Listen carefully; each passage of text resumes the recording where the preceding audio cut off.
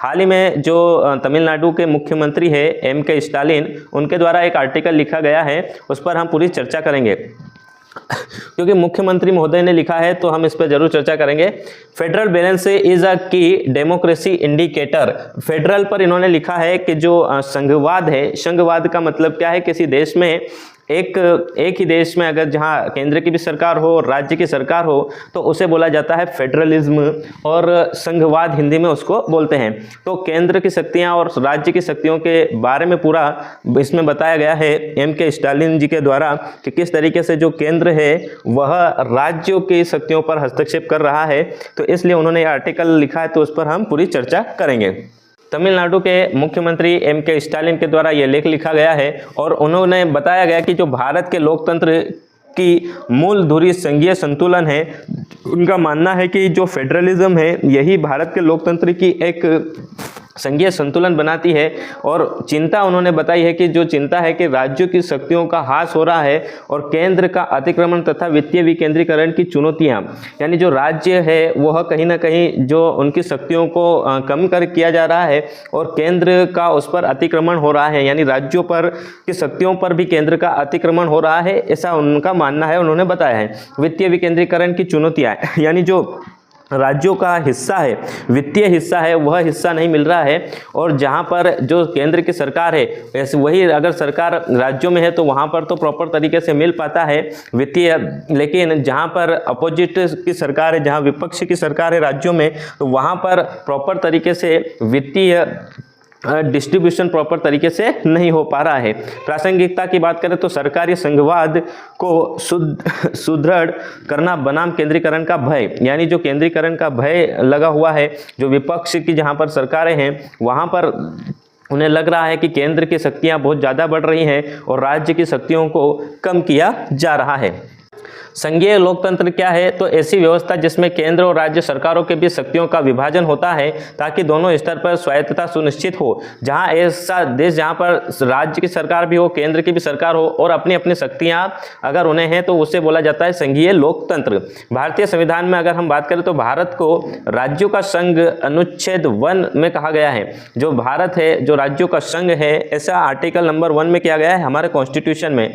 भारत का स्वरूप अर्ध संघीय है और भारत का जो स्वरूप है वह अर्ध संघीय है, यानी कहीं ना कहीं जो भारत है यहाँ पर जो केंद्र की शक्तियाँ राज्य की शक्तियों से अधिक बताई गई है। आयाम की अगर हम बात करें तो शक्ति का विभाजन जो है यह केंद्र और राज्य और समवर्ती सूची में इसका बताया गया है।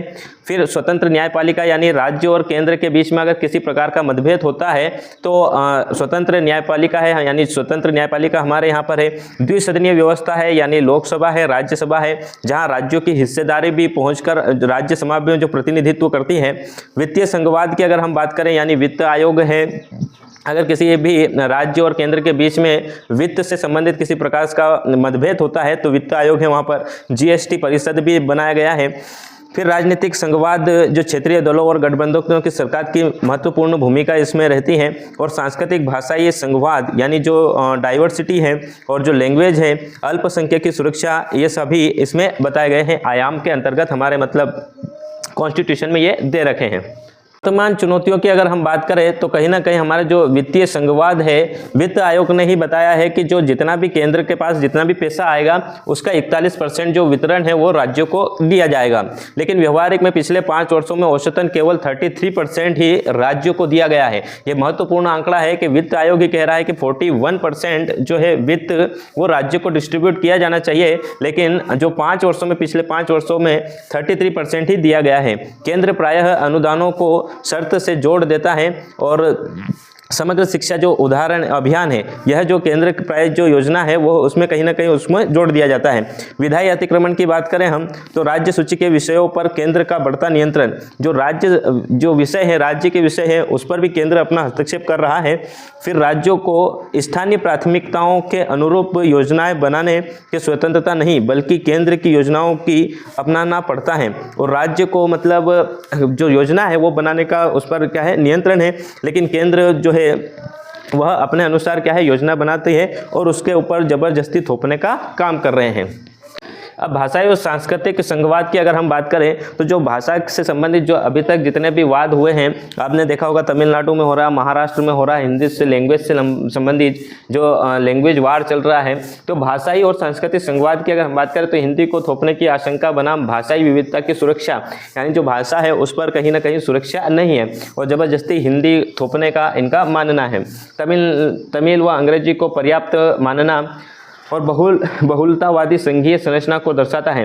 राजनीतिक केंद्रीकरण, राज्यपाल जो है, राज्यपाल के द्वारा जो वहाँ की जो चुनी हुई सरकार है उस पर कहीं ना कहीं जो निर्णय दिए जाते हैं, जो कानून बनाए जाते हैं, तो राज्यपाल के द्वारा उन्हें रोक दिया जाता है। जो केंद्रीय एजेंसियां, आपने नाम देखा ही होगा कि जो ईडी है वगैरह, इनका यूज़ कर जो विपक्ष को कहीं ना कहीं उसको साधना और टारगेट करने की बात बताई जा रही है। विपक्ष शासित राज्यों को कमजोर करना और औजार के रूप में देखा जा रहा है और जो केंद्रीय जो एजेंसियां हैं इनका यूज़ कहीं ना कहीं विपक्ष को कमजोर करने के लिए इसका उपयोग किया जा रहा है। तमिलनाडु जैसे राज्य जो उच्च वृद्धि दर, औद्योगिक केंद्र, निर्यातों में बड़ा योगदान रखते हैं, उनको भी कहीं ना कहीं वह हिस्सा नहीं मिलता है जो उनको जो दिया जाना चाहिए। फिर भी कर राजस्व में हिस्सेदारी और मान्यता अपर्याप्त होती है और जो जितना मिलना चाहिए वो उन्हें कहीं ना कहीं नहीं मिल पा रहा है।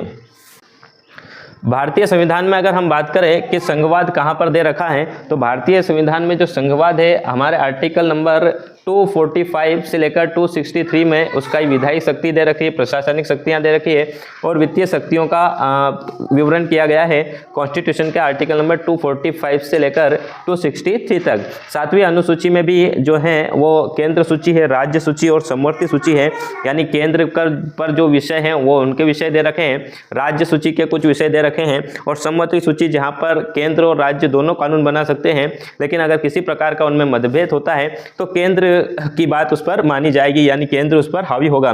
तो 7वीं अनुसूची भी हमारे संविधान में बताया गया है। वित्त आयोग यानी जो आर्टिकल नंबर 280 है उसमें वित्त आयोग का उल्लेख किया गया है जो कर राजस्व बांटने की सिफारिश करता है, यानी बैलेंस तरीके से जो है वित्त को बांटने का काम करता है। राज्य परिषद अनुच्छेद 263 में सहयोगी तंत्र यानी उनका पूरा प्रॉपर सहयोग करता है। आपातकालीन प्रावधान अनुच्छेद 352, 356 और 360 में संघीय ढांचे में केंद्र की प्रधानता को दर्शाते हैं। यानी ये जो है टोटल हमारे संघवाद से संबंधित जो कॉन्स्टिट्यूशन में दे रखा है उस पर इस पर चर्चा की गई है। तो ये आर्टिकल था भारत के संघीय लोकतंत्र पर, जो तमिलनाडु के मुख्यमंत्री M.K. स्टालिन के द्वारा बताया गया था कि कहीं ना कहीं जो केंद्र सरकार है वो राज्य सरकार की शक्तियों को कमज़ोर कर रहा है और जो केंद्रीय एजेंसियां हैं उनका यूज़ कर जो विपक्ष है उसको कमज़ोर करने का काम कर रहा है। तो फेडरलिज्म पर हमने पूरी चर्चा करी।